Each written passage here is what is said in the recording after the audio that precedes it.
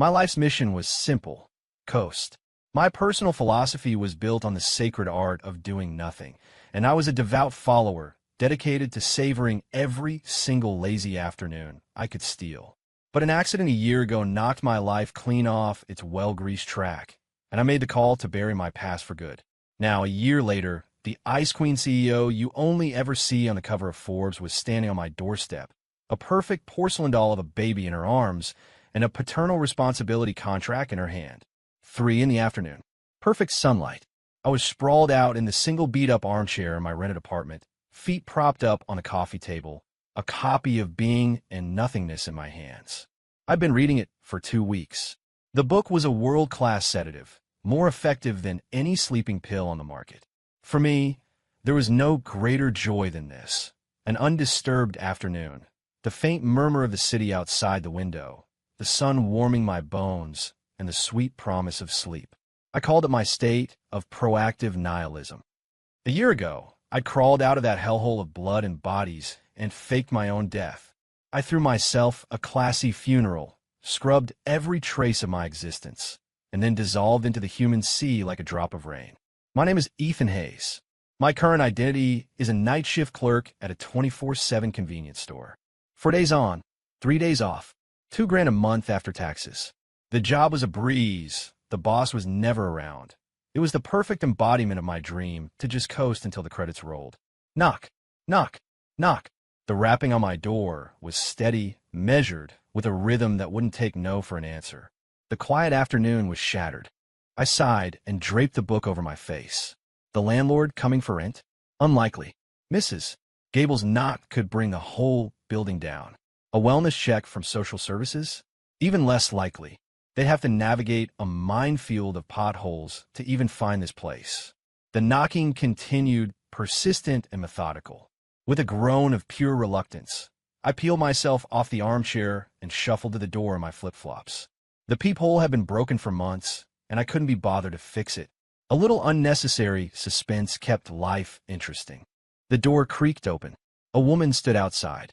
She wore a tailored black business suit that made her look sharp, tall, and all business. Her face was a mask of cool neutrality, a pair of delicate gold-rimmed glasses perched on her nose. Behind the lenses, her eyes were like chips of ice, cold and distant. I knew that face. Anyone who paid even a passing glance at the financial news knew that face. Evelyn Reed, the head of the Reed Corporation, a billionaire known for her iron will and glacial demeanor. The business world called her the Ice Queen. What was she doing here? My brain stalled for half a second before kicking into overdrive. Old enemies tracking me down? Impossible.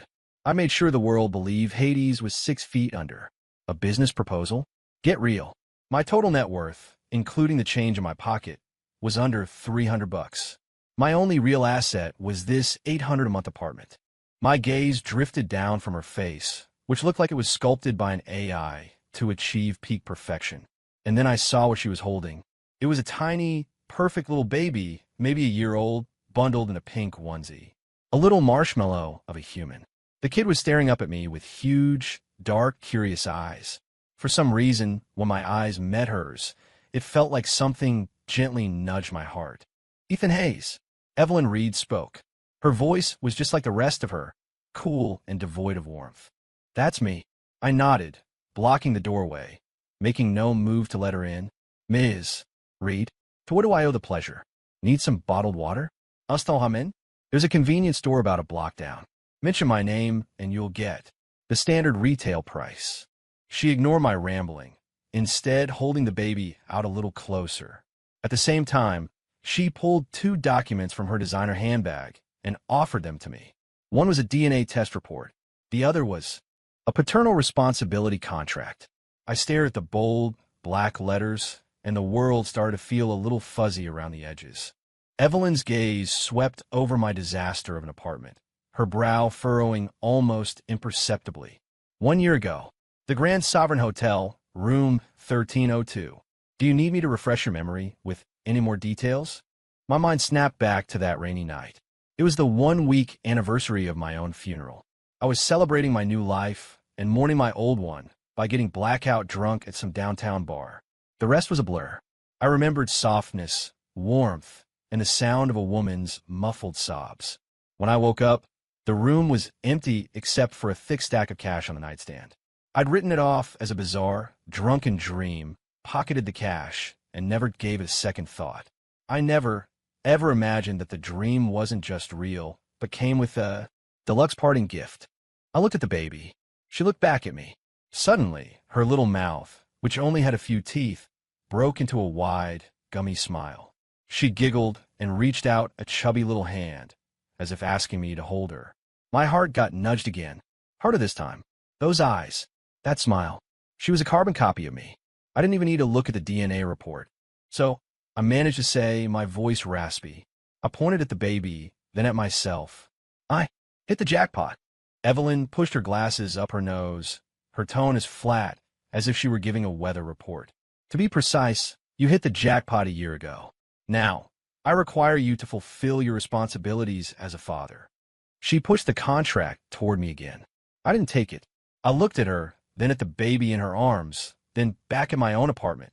Less than 200 square feet of instant noodle cups and empty beer cans. The sun was still warm, but my master plan of proactive nihilism felt like it was going bankrupt. I had just become a dad, and I was already in the red. I refused. I leaned against the doorframe, arms crossed, adopting my best "what are you going to do about it" stance. Ms. Reed, you've got the wrong guy. I emit on face. I make $2,000 a month. The world is my oysterless shell, and when I eat, it's a party of one. I can barely keep myself alive, let alone a kid. This baby's a little princess. With me, she'd be eating canned chili and sleeping in a cardboard box. Why would you want that for her? Evelyn seemed to have expected this. Her expression remained unchanged. She just looked down at the child in her arms and said softly, "Her name is Aurora?" I froze. After she was born, the doctors said she had trouble connecting with people. She doesn't like to be held. She cries if anyone but me touches her. Evelyn looked up, her gaze pinning me. But she doesn't seem to mind you. I looked at the little girl, Aurora. She was still watching me, her big, grape-like eyes showing no fear, only a profound curiosity. "Read the contract," Evelyn said, her tone leaving no room for argument. "You will not be responsible for her financially. On the contrary, I will pay you a salary, $20,000 a month after taxes. You have only one job: play the part of a father. Play with her, take her to daycare, go to parent-teacher conferences. In short, be a full-time dad. $20,000 a month?" I dug a finger in my ear, sure I'd misheard. For that kind of money, I'd be her grandpa if she wanted. "The contract is for 1 year. If you perform satisfactorily, we can renew. If you wish to leave after a year, I won't stop you, and you'll receive a one-time severance payment," she continued, upping the ante. "During the contract period, you'll need to move in with me. Your living expenses will be fully covered. All you have to do is be good to Aurora, move into her mansion, have a personal staff, and get paid $20,000 a month just to play with a kid." This was the slacker's dream, the ultimate retirement plan. I was going from a solo practitioner of doing nothing to being the CEO of chilling out. With benefits. I'll admit it, I was tempted, but I maintained a final shred of stubborn pride. "Ms. Reed, what is this exactly? Are you trying to keep me? I may be broke, but I have my dignity."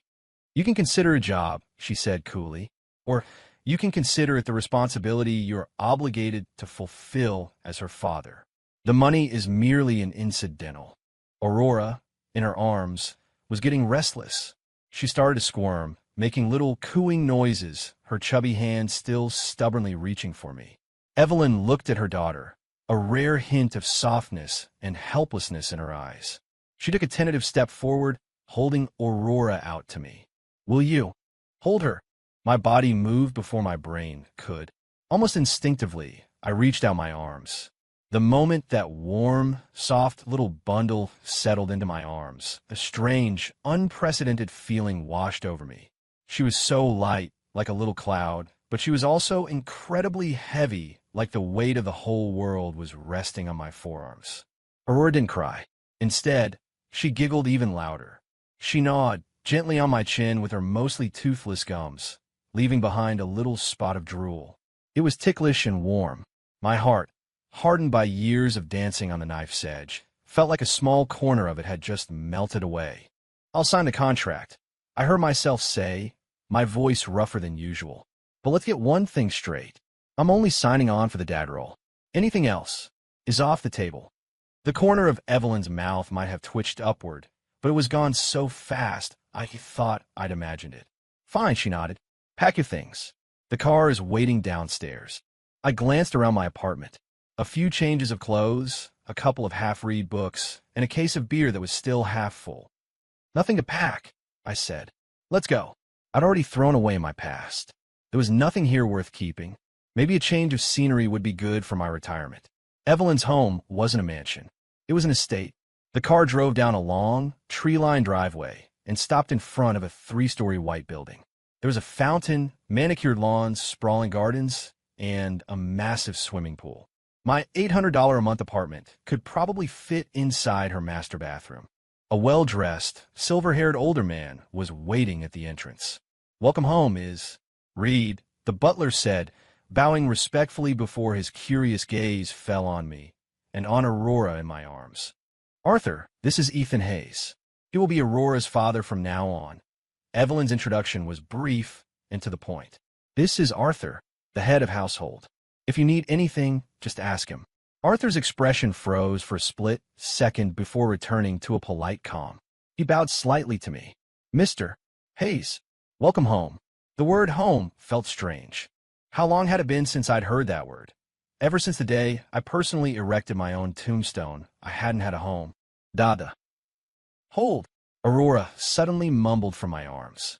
My entire body went rigid. I looked down at her.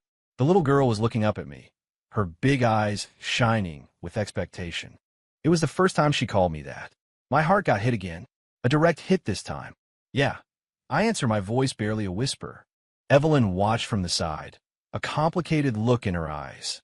She probably hadn't expected her daughter to accept me so quickly. Arthur led us inside. The interior was decorated in a minimalist, cool-tone style, just like Evelyn herself. Elegant, expensive, but lacking a human touch. My room was on the second floor, right next to Aurora's nursery. It had huge floor-to-ceiling windows, a plush king-size bed, and a private walk-in closet and bathroom. It was more luxurious than any 5-star presidential suite I'd ever stayed in. Arthur said, Mr. Hayes, we prepared a wardrobe and toiletries for you. Should you require anything else, please do not hesitate to ask. I stared at the rows of brand-new, designer clothes hanging in the closet, tags still on, and felt like a bull in a china shop. Hey, Arthur, I called out to him. You think you could find me some baggy t-shirts and a pair of flip-flops? Arthur paused, then smiled warmly. I will see to it at once, sir. Evelyn was leaning against the doorframe, arms crossed, watching me with a cool expression. You seem to be adjusting quickly, just adapting to the new environment. I shrugged, gently placing a drowsy Aurora on the bed and pulling the small blanket over her. For the sake of a higher quality of life in retirement, sacrificing a few personal habits is a worthy cause. She didn't say anything, just watched my clumsy but gentle movements as I tucked Aurora in. Her gaze flickered. There's a clause in the contract, she said suddenly. In front of Aurora, we need to act like a normal couple. What's your definition of normal? I asked. For instance, occasional physical contact. As she said this, her eyes darted away. I got it. We had to put on a show for the kid. Sure, no problem. I agreed readily. I'm a professional. Satisfaction guaranteed. But it'll cost you extra. She shot me a glare, and for the first time, a tiny crack appeared in her icy facade. Your salary already includes your performance fees. With that, she turned and walked away, leaving me with her proud, cold back. I watched her go, rubbing my chin. This ice queen, maybe she wasn't so hard to deal with after all. I learned how hard being a dad was on the very first night. At 3 in the morning, I was jolted awake by crying from the next room. It was a faint, weak sound like a kitten mewling, and it twisted my gut. I shot out of bed and rushed into the nursery. Aurora was sitting up in her crib, her little face red from crying, her hands flailing in the air. Evelyn was already there, standing helplessly by the crib, her usual icy composure melting into panic. What's wrong? I asked. I don't know. She just started crying. I changed her diaper. I fed her, but she won't stop. Evelyn's voice held a tremor of panic she probably didn't even notice. I walked over and tentatively placed my hand on Aurora's forehead. It was warm, too warm. She's running a fever, I said instantly. Years on a battlefield had made me hypersensitive to changes in body temperature. A fever. Evelyn's face went pale. What do we do? The hospital? It's 3 in the morning. Dragging her to the ER will just make it worse for both of us. As I spoke, I lifted Aurora out of the crib. Where's Arthur? Tell him to get some lukewarm water, towels, and a cooling patch. My tone was calm and decisive, as if I was born to handle these situations. Evelyn just stared at me, like she was seeing me for the first time. She probably couldn't believe that this lazy slacker was calmer in a crisis than she, the mother, was. She didn't know that in the past decade, I'd handled situations 100 times more dangerous than this. Teammates with gunshot wounds, infections, raging fevers in the middle of nowhere with no medical supplies. I was their doctor. Arthur brought the supplies quickly. I soaked a towel in the lukewarm water and gently wiped Aurora's body, her palms, the soles of her feet, under her arms, with practiced movements, as if I'd done it 1,000 times before. The little girl in my arms seemed to feel some relief. Her cries gradually subsided into soft whimpers, like a wounded animal. Evelyn stood by, watching silently. The lamplight stretched her shadow long across the floor, making her seem almost fragile. "You seem to know what you're doing," she asked softly. "Just picked it up here and there," I lied smoothly. "My neighbor's kid used to get fevers all the time. I learned by watching." She clearly didn't believe me, but she didn't press the issue. The room fell silent. The only sounds the soft splashing of water as I tended to Aurora and the sound of her own quiet breathing. After what felt like an eternity, Aurora's temperature finally started to drop. She fell into a deep sleep in my arms. I sat on the rug by her crib, holding her, and didn't move for the rest of the night. Evelyn didn't leave either. She sat on the sofa across from me, keeping a silent vigil. Just as the sky began to lighten, I glanced over and saw that she'd fallen asleep, her head leaning against the sofa's arm.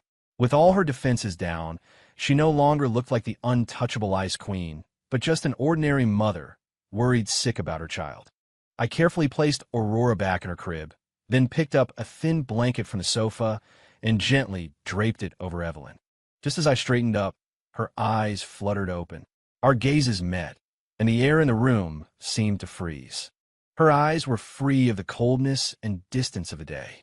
In their place was a complex mix of emotions: surprise, curiosity, and something else. Something I couldn't quite name.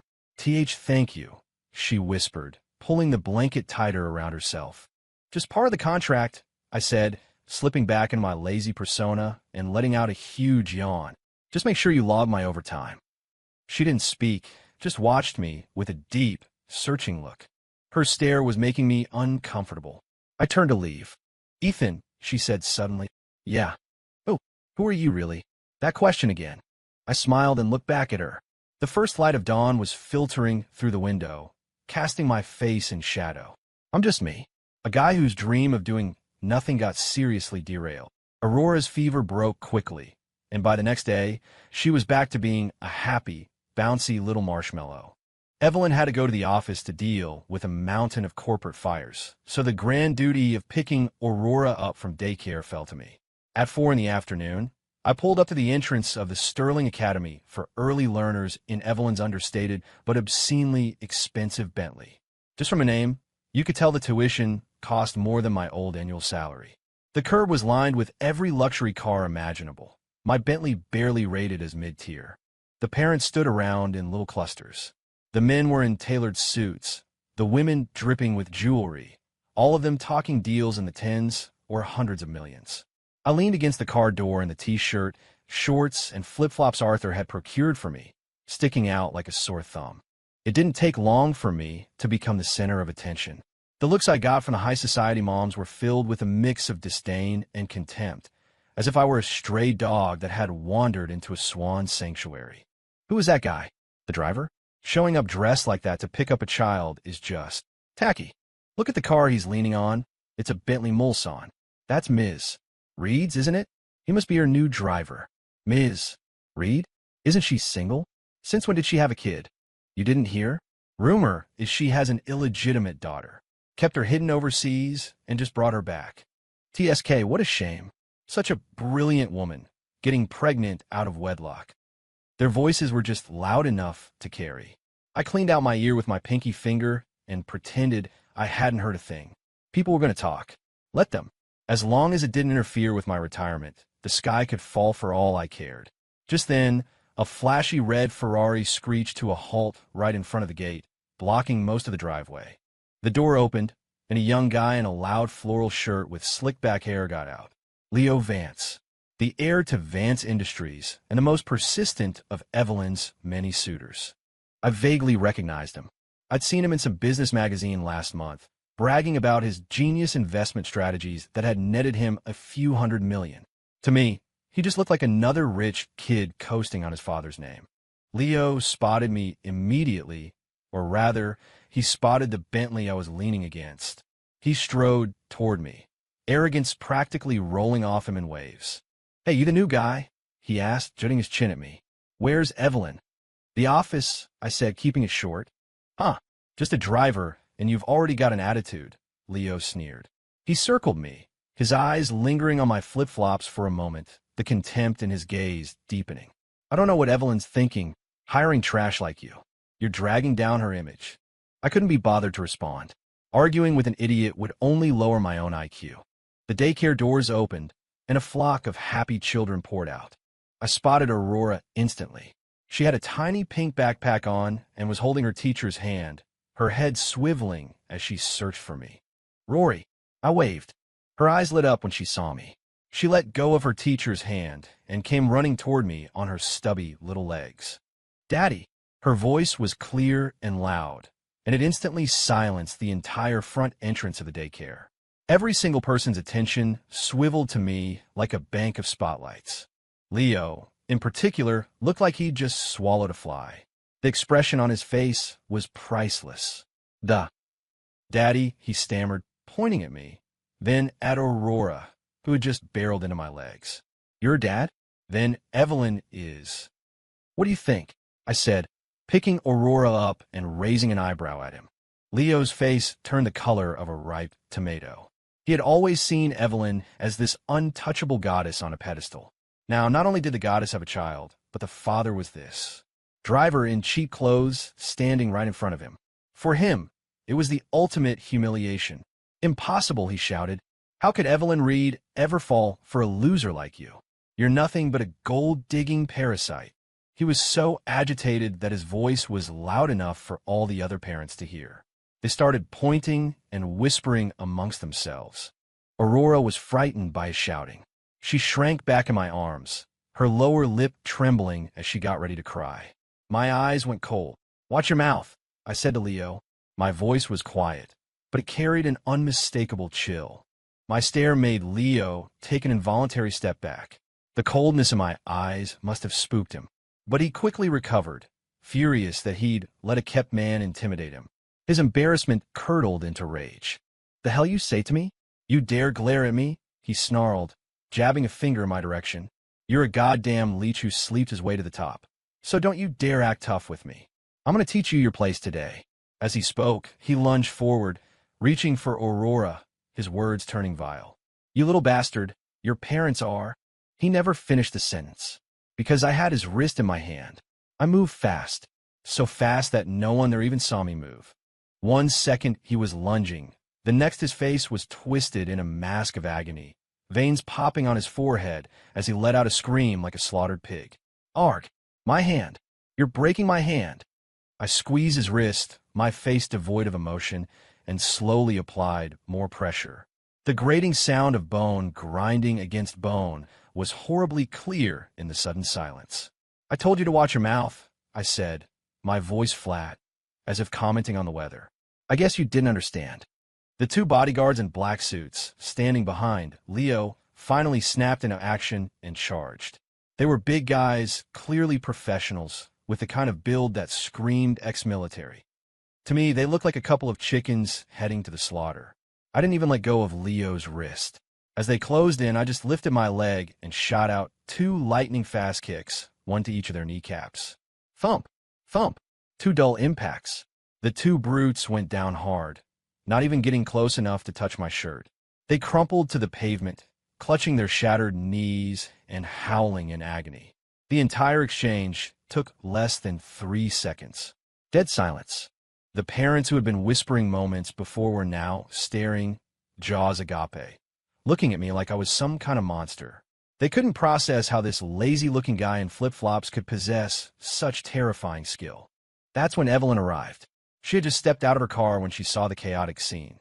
Leo, howling in pain, his wrist trapped in my grip, his two bodyguards writhing on the ground, and me, standing in the middle of it all, holding our daughter, looking like a god of death.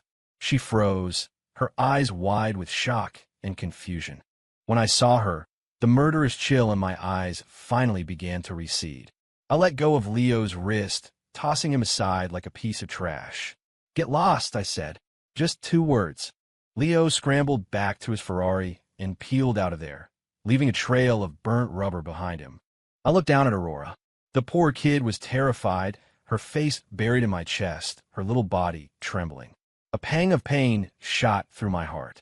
I gently patted her back, murmuring, "It's okay, Rory. Daddy's here." Evelyn rushed over. She took Aurora from my arms and checked her from head to toe. Only when she was sure Aurora was unharmed did she finally breathe a sigh of relief. Then she looked up at me, her gaze a complex storm of emotions. "You?" She started to say something, but seemed at a loss for words. "He scared her," I said simply. The excuse sounded flimsy even to me. But Evelyn didn't push it. She just held our daughter, looked at me for a long moment, and then said softly, "Let's go home." The drive home was tense. Aurora was clearly still shaken, sniffling softly in Evelyn's arms. Evelyn murmured comforting words to her, all while her eyes kept flicking to me in the rearview mirror.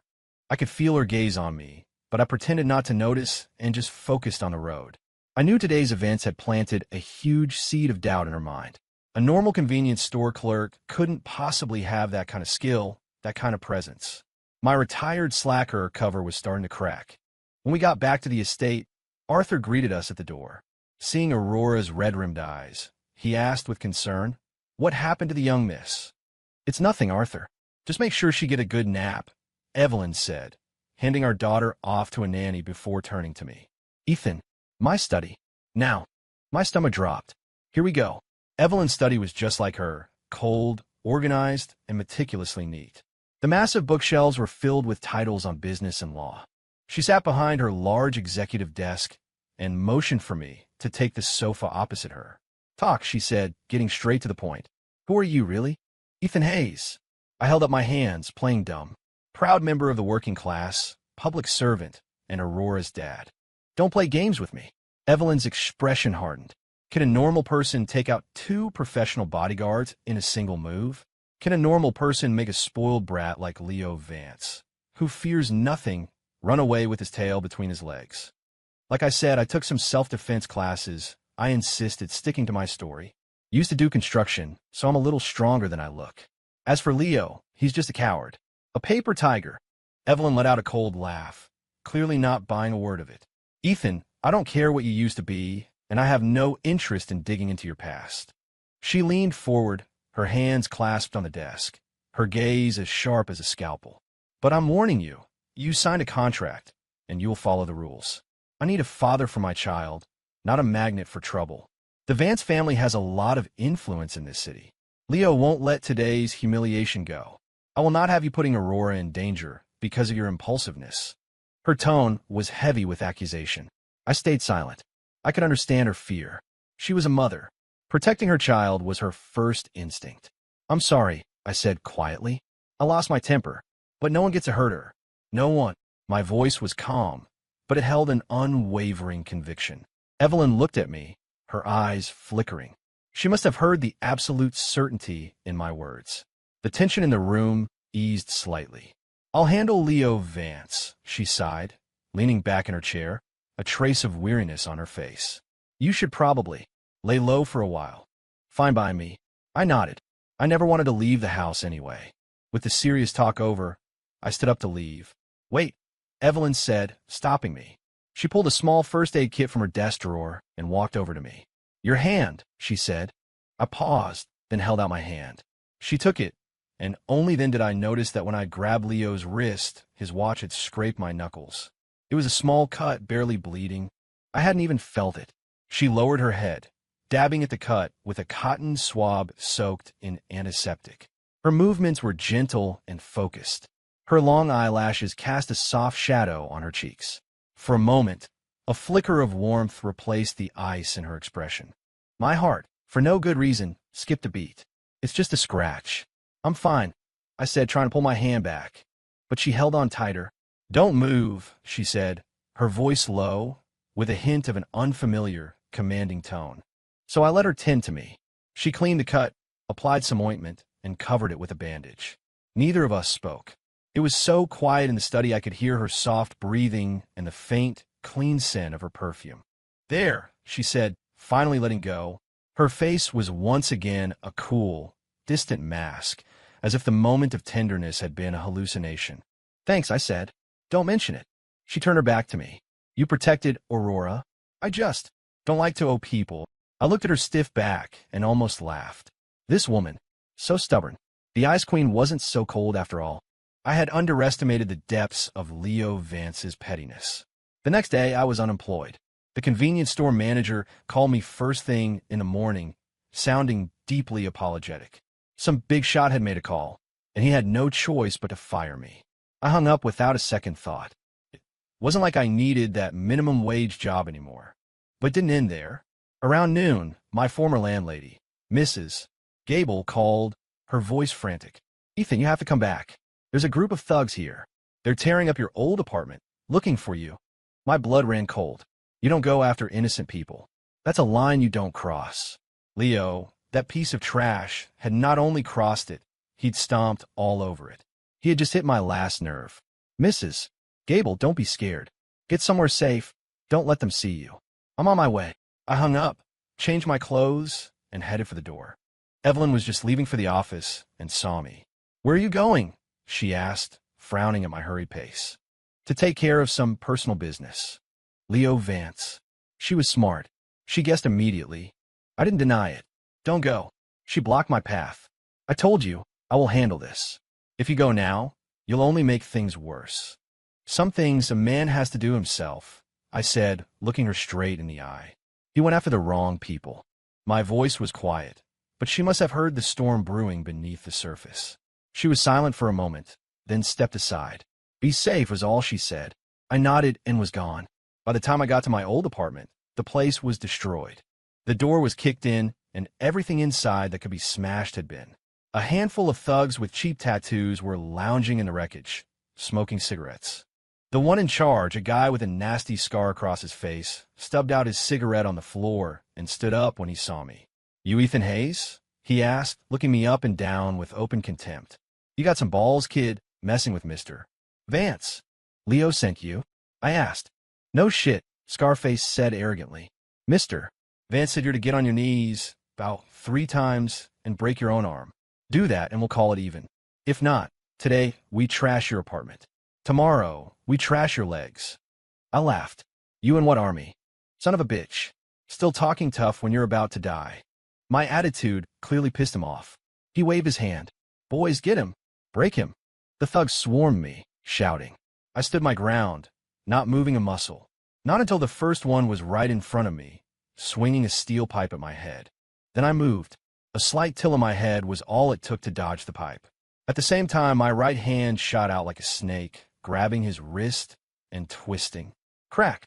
With a sickening crunch, the thug's wrist bent at an unnatural angle. Before he could even scream, my knees slammed into his stomach.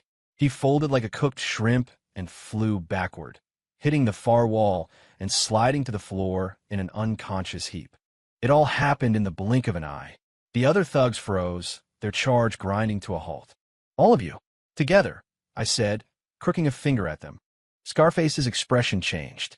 He pulled a gleaming knife from his belt. You motherfucker, I'll gut you.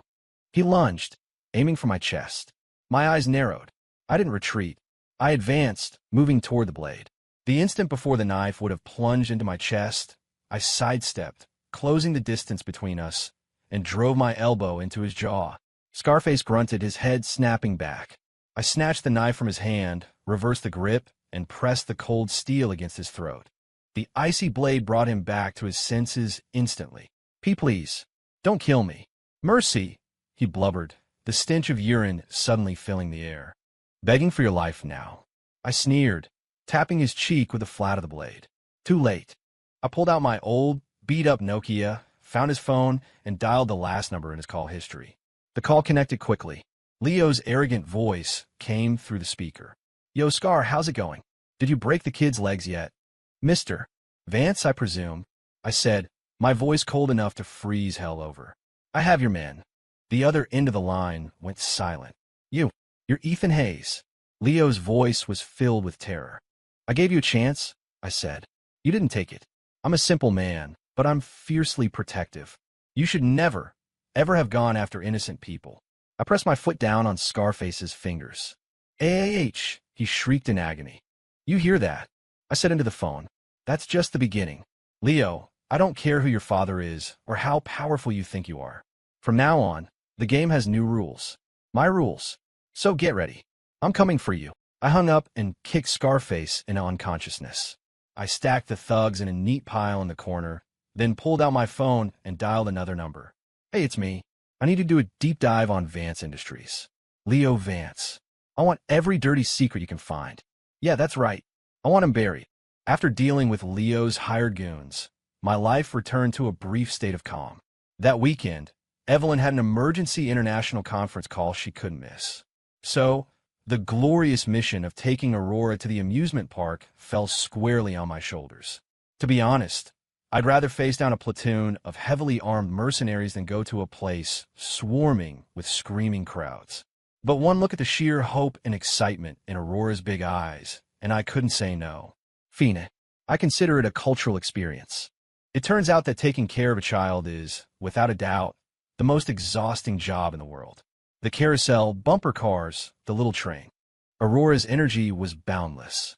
She dragged me on every single ride she was tall enough for. I, a man who could survive for days on end in a jungle on nothing but adrenaline, felt completely and utterly drained. At noon, I sat on a park bench, holding a tired and sleeping Aurora. Sunlight filtered through the leaves, dappling us in warm patches of light. Aurora's head rested on my shoulder, her breathing even, a sweet smile on her lips. Looking at her peaceful face, that hard, callous part of my soul softened a little more. The feeling was strange. It was peaceful, grounding, almost happy. Maybe this was what life was supposed to be like. Not an endless cycle of violence and strategy. I pulled out my phone, wanting to capture the rare, perfect moment. Just as I opened the camera app, a video call request popped up on the screen. It was Evelyn. I hesitated for a second, then answered. How's it going? On the other side of the screen, Evelyn was in a sharp business suit, a conference room behind her. But her eyes were locked on Aurora, sleeping in my arms. Mission halfway complete, Ms. Reed, I whispered, trying to make a joke. The target has expended all her energy and is currently recharging. Evelyn looked at her sleeping daughter, and her icy expression melted completely. A soft, gentle smile touched her lips. She wasn't too much trouble for you, is she? Trouble? She's a one-woman wrecking crew, I said with mock exhaustion. Ms. Reed, I'm requesting hazard pay. I've suffered severe emotional and physical trauma. Request denied, she said, but the smile in her eyes only deepened. For a moment, we were just a normal couple talking about our kid. Just then, a man appeared in the frame behind Evelyn. Her assistant, Ms. Reed, we have a problem with the European project. The other party just informed us they're unilaterally terminating the contract. Before he could finish, Evelyn's brow furrowed in concern. She quickly said to me, I have to go, and ended the call. I stared at the black screen, a thoughtful expression on my face. The European project? Terminated? Micah told me this wasn't just a simple business deal gone wrong. Micah was right. When Evelyn came home that night, she looked like she'd been through hell. She locked herself in her study and didn't come out for the entire evening. Arthur told me that something big had happened at the company. The European partnership, a multi-billion-dollar deal that Evelyn had fought tooth and nail for, had suddenly collapsed. The company's stock had plummeted, and the old vultures on the board of directors were circling, ready to tear her down and force her out of the CEO position. And behind it all, Arthur suspected, were Leo Vance and his father. I knocked on the study door. "Come in," came Evelyn's tired voice. I opened the door to find her curled up on the sofa, her arms wrapped around her knees. She hadn't turned on the lights.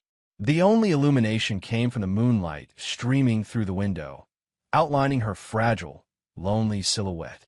She looked just as she had the first time I saw her in that hotel room, just as helpless. I walked over and sat down beside her. "Need a hand?" I asked. She looked up, her eyes red and swollen in the dim light. "How could you possibly help?" she asked with a self-deprecating laugh. "This is a billion-dollar deal. The very survival of the Reed Corporation is at stake. You think you can solve this by getting into another fight?" Her voice was thick with despair. "Why not give it a try?" I said, looking at her calmly. "Maybe I'm a little more capable than you think." She just stared at me, as if trying to read something in my face. I didn't say anything more.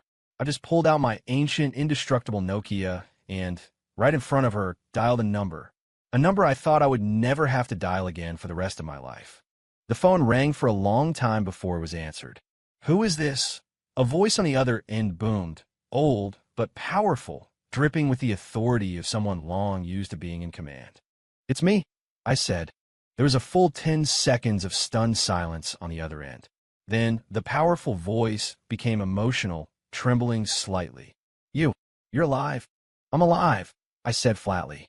"Old man, I need a favor." "Anything. Not just one favor, 100, 1,000. You son of a gun, you die without telling any of us. Do you have any idea?" "The Rothschild Bank in Europe," I said, cutting him off. "They still owe us one, right?" "They do. A big one. If it wasn't for you back then." "Have them partner with the Reed Corporation." "Yes, the one in Cresthaven City. Triple the investment. And make sure the deal is exclusively with Evelyn Reed." "That's it?" the old man on the other end asked, surprised. "That's nothing. I'll handle it right now. Where are you, kid? I'll send a team to bring you in." "Don't bother." I hung up. The study was deathly quiet. Evelyn was staring at me, her mouth hanging open, looking at me like I was an alien who had just landed in her living room. She was probably racking her brain, trying to figure out how my ancient brick of a phone, which couldn't even run a messaging app, could connect me to someone who could command the Rothschild Bank. "Done," I said, tucking the phone back in my pocket and giving her a small smile. "By tomorrow, everything will be sorted out." She opened her mouth, but no words came out. Her entire perception of reality had just been completely and utterly shattered. The next day, in the boardroom of the Reed Corporation, the atmosphere was so thick with tension you could cut it with a knife. Evelyn sat at the head of the table, her face a calm mask, but her tightly clenched fists betrayed her anxiety. Her uncle, Marcus Reed, a man who had been coveting her CEO position for years, was in the middle of a tirade. "Evelyn, look at the mess you've made. A multi-billion-dollar project, gone up in smoke. Do you have any idea how much our stock value has evaporated overnight? Can you take responsibility for that?" Leo Vance's father, Walter Vance, the chairman of Vance Industries and a major shareholder, was also present. He tapped the table with a theatrical sigh. "Evelyn, it's not that we old-timers are trying to pressure you. You're just too young, too impulsive. We had our doubts about this project from the beginning, but you insisted on pushing it through. And now look what's happened." The other board members chimed in, eager to pile on. "He's right, Ms. Reed. Perhaps it's time for you to step down. Let Marcus take over. Maybe he can salvage the situation. We're only thinking of the company's best interests." Marcus Reed looked at Evelyn with a triumphant smirk, already imagining himself in the CEO's chair. "Evelyn, just give it up. Hand over the position, and I promise you'll still get your dividends every year. You're a woman with a child to raise. Why put yourself through all this stress?" Evelyn was shaking with rage, her face pale. She knew this was a coup. They had all conspired against her, set a trap, and she had walked right into it. She looked around the room and saw nothing but a pack of wolves.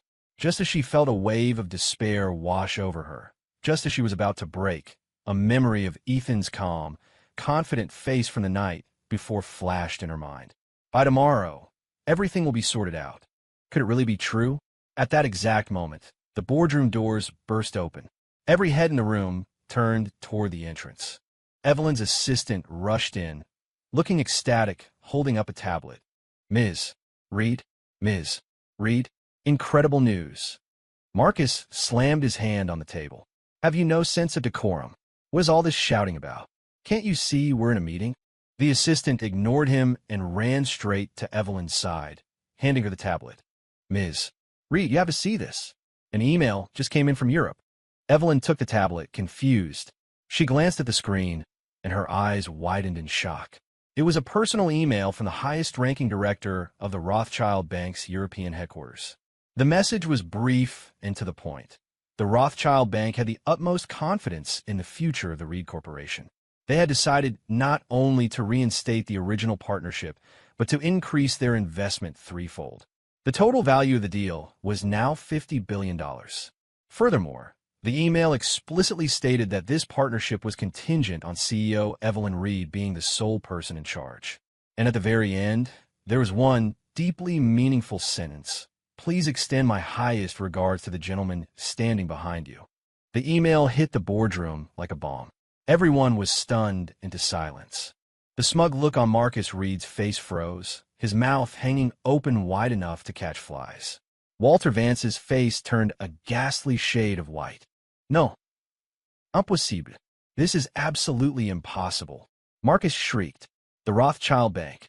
Why would they? Before he could finish, Walter's phone rang. He answered with a trembling hand, listened for a moment, and then slumped into his chair, his face ashen. It's over. It's all over. He muttered to himself. His secretary had called to inform him that, just 5 minutes ago, all of his companies had been hit with a catastrophic, coordinated attack. Banks were calling in their loans. Partners were terminating contracts, and his stock was being shorted into oblivion. Vance Industries, in a matter of minutes, had ceased to exist.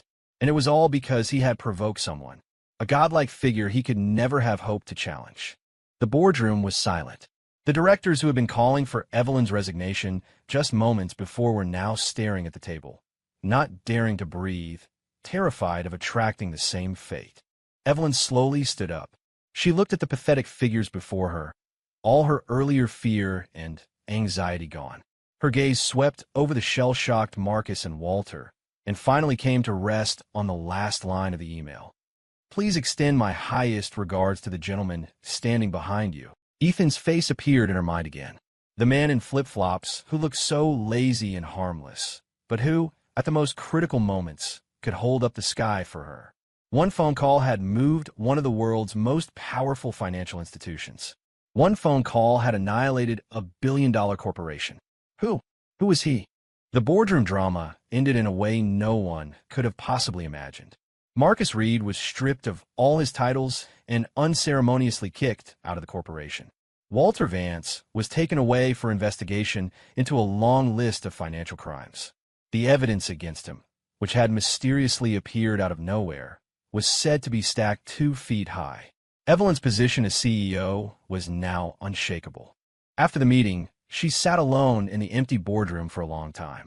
She read the email over and over, her mind a churning sea of questions. She pulled out her phone and dialed Ethan's number. He answered almost immediately. Hey, meeting over, he asked, his voice lazy, as if he'd just woken up from a nap. Yes. So, problem solved? It's solved. Evelyn paused, then finally asked the question that had been burning in her mind. Ethan, who are you? There was a moment of silence on the other end. Does it matter? He asked in return. I'm still me. Aurora's dad. Your contract partner. Doesn't it matter? Evelyn's voice trembled. Do you have any idea what you did? With one phone call, you turned this city's entire business world upside down. Oh, really? Ethan's tone was completely unfazed. That just means they were weak. His casual dismissal of it all left her speechless. She suddenly realized that they lived in 2 completely different worlds. Her billion-dollar empire, everything she had worked and fought for, was probably nothing more than a child's game to him. The immense gap between them filled her with a strange sense of panic. Where are you? She asked. Home. Wait for me. I'm coming back right now. Evelyn hung up, stood, and rushed out of the boardroom, driving home faster than she ever had before. She had to see him. She had to understand. But fate has a cruel way of pulling the rug out from under you just when you think you're about to find the answers. As Evelyn sped home, her phone rang. It was the daycare. The teacher's voice was hysterical. Ms. Reed, something terrible has happened. Aurora. Someone took Aurora. Evelyn's mind went completely blank. What did you say? She screamed, slamming on the brakes. During pickup, a few men just rushed in. They knocked out the security guard and grabbed Aurora right out of my hands. They drove off in a black van with no license plates. The phone shook violently in Evelyn's hand. Just then, another call came in from an unknown number. She answered, her hand trembling. A twisted, manic voice came through the speaker. Evelyn Reed. Surprise. It was Leo Vance. Now, you psycho. What do you want? What do I want? Leo cackled. You and your lover destroyed my life. I'm going to make you pay in blood. I have your daughter. If you want her back alive, tell your precious boyfriend to come to the abandoned chemical plant on the west side of the city. Alone. And don't even think about calling the cops. If you do, the next time you see her will be in a body bag. He hung up. Tears streamed down Evelyn's face. She spun the car around and floored it, sobbing as she tried to call Ethan. But Ethan already knew. The moment Aurora had been taken, a small, unassuming keychain in his pocket began to vibrate, a faint red light blinking. It was a tracker he had hidden in Aurora's backpack. A final failsafe. He stared at the rapidly moving red dot on his phone screen, his expression turning terrifyingly dark. A tidal wave of killing intent, an aura he had suppressed for over a year, began to radiate from him. The temperature in the entire mansion seemed to drop several degrees. Arthur stood nearby, watching the man he knew as Ethan transform into something else entirely, too terrified to even breathe. He felt like he was no longer looking at a man, but at a monster that had just clawed its way out of the deepest pit of hell. Hades was back, the abandoned chemical plant on the west side of town. Leo Vance held a bound and gagged Aurora, his eyes wild with madness. Behind him stood a dozen thugs armed with pipes and knives, desperate men he had hired with the last of his money. Damn it, where is he? Is he playing me? Leo paced anxiously. Just then, the massive factory doors were kicked open with a thunderous crash. Ethan walked in, silhouetted against the light. He was still wearing a t-shirt and shorts, but the man himself was completely different. The laziness in his eyes was gone, replaced by a coldness that could freeze fire. With every step he took, the murderous aura around him intensified. Leo was momentarily stunned by his presence, but his fear was quickly consumed by hatred. You finally showed up. He grabbed Aurora and held a knife to her throat. Ethan Hayes, you think you're so tough? Take one more step, and I'll kill her right now. Aurora was trembling, her eyes wide with terror as she looked at Ethan, muffled whimpers escaping from behind the tape on her mouth. Ethan stopped. Seeing his daughter, so terrified, was like a knife twisting in his own heart. Leo, he said, his voice raw and cold. Let her go, and I'll make your death quick. Ha ha, still talking big. Get on your knees, bow down, and tell me you're a worthless parasite. Do it, or I swear I'll. He never finished. In a flash, several black-clad figures emerged from the factory shadows like ghosts. They moved with impossible speed. The thugs didn't even have time to react before their necks were snapped, and they fell to the ground without a sound. One moment, Leo was surrounded by his hired muscle. The next, he was completely alone. He stared in horror at the men in black who had appeared from nowhere. They each radiated the same terrifying aura as the man standing before him. Who are you people? He stammered. The leader of the group walked to Ethan and dropped to one knee, his voice filled with reverence. My king, we were late. Please punish us. King? Leo's mind went blank. Ethan ignored his kneeling subordinate. His eyes remained locked on Leo and the little girl in his arms. I'll say this one last time. Ethan's voice was a low growl that seemed to emanate from the depths of hell itself. Let her go. The sheer weight of his presence finally broke Leo. His mind snapped. His hand trembled, and the knife clattered to the floor. In that instant, Ethan moved. He vanished from where he stood and reappeared directly in front of Leo. He snatched Aurora into his arms with one hand and, with the other, clamped his fingers around Leo's throat, lifting him clean off the ground. G.U.H. Leo's feet dangled in the air as he clawed uselessly at Ethan's hand. That was the moment Evelyn arrived. She burst into the factory and froze, confronted with a scene that would be burned in her memory forever. Ethan, holding their daughter, effortlessly holding Leo by the throat like a god passing judgment. Behind him, a line of men in black knelt in deference, and on the ground, a dozen bodies lay still. She finally understood. The man she had brought into her home wasn't a slacker. He was a king. The crisis was over. Leo Vance and all the trouble he'd caused were handled by Ethan's men, cleaned up so thoroughly it was as if he'd never existed. Back at the estate, Evelyn insisted on tending to Ethan's wounds. He wasn't actually injured, just had some dust on his pants from kicking the door in. In the study, she knelt before him, clumsily dabbing at the dust with a damp cloth, just as he had once cleaned a cut for her. Neither of them spoke. The air was thick with unspoken things. "Ethan," Evelyn said finally. "Yeah." She pulled the paternal responsibility contract from her handbag and, in front of him, tore it into tiny pieces. The shreds of paper fluttered to the floor like confetti. "The contract is void," she said, looking up at him, her eyes a deep, complex ocean of emotion. "Now, will you please tell me who you really are?" I looked down at her, at the stubborn determination in her gaze, at the hint of something more that she couldn't hide. I smiled and pulled her into my arms. Her body went stiff for a second, but she didn't resist. Holding her, I walked to the adjacent nursery. Aurora was fast asleep, faint tear tracks still visible on her cheeks, but she looked peaceful. I leaned in and whispered in Evelyn's ear, a secret just for the two of us.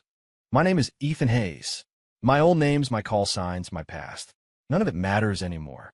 Now, I'm just Aurora's dad."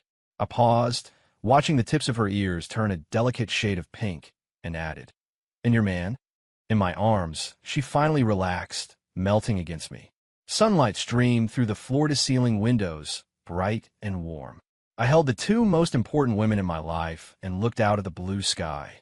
My master plan to coast through life had failed spectacularly. But somehow what I had now felt a hell of a lot better than doing nothing at all.